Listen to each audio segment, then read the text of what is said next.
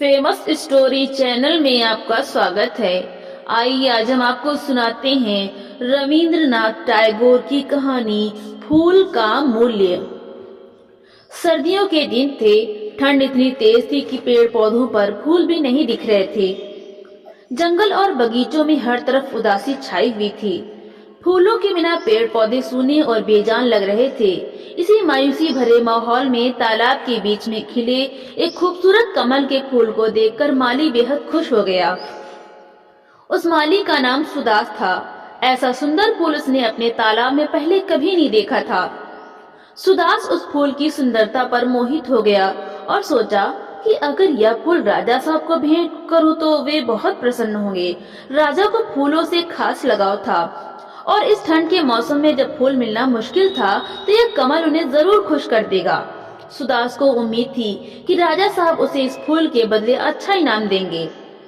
उसी समय ठंडी हवा का एक झोंका आया। सुदास को लगा जैसे यह हवा भी कमल के खिलने पर अपनी खुशी जता रही हो। माली को यह शुभ संकेत लगा।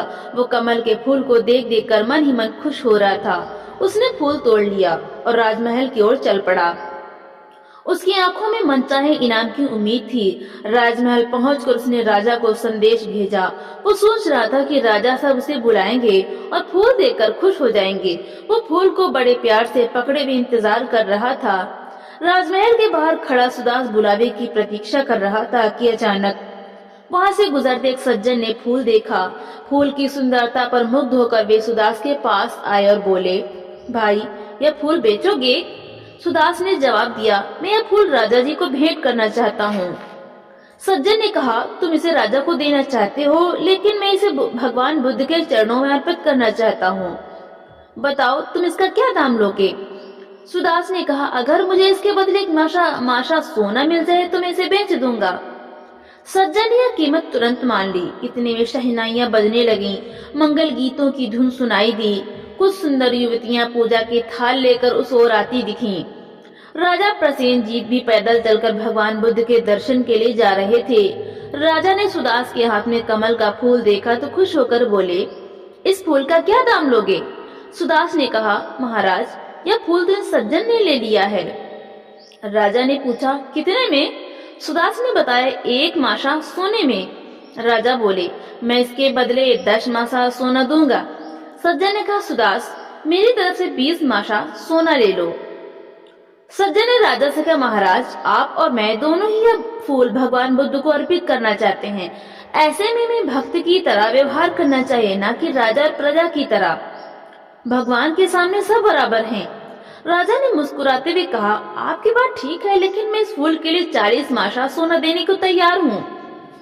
सज्जन कुछ कहने ही वाले थे कि सुदास बोल पड़ा, महाराज और सज्जन आप दोनों मुझे माफ करें, अब मैं यह फूल नहीं बेचूंगा।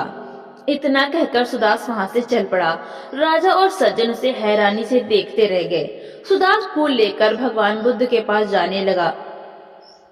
उसके मन में ख्याल आया कि अगर यह फूल बुद्ध को अर्पित करूंगा तो मुझे उनसे और भी बड़ा आशीर्वाद मिलेगा। उसने देखा कि बुद्ध एक बड़े वट वृक्ष के नीचे ध्यान मग्न पद्मासन में बैठे थे। उनके चेहरे पर अद्भुत तेज और शांति थी।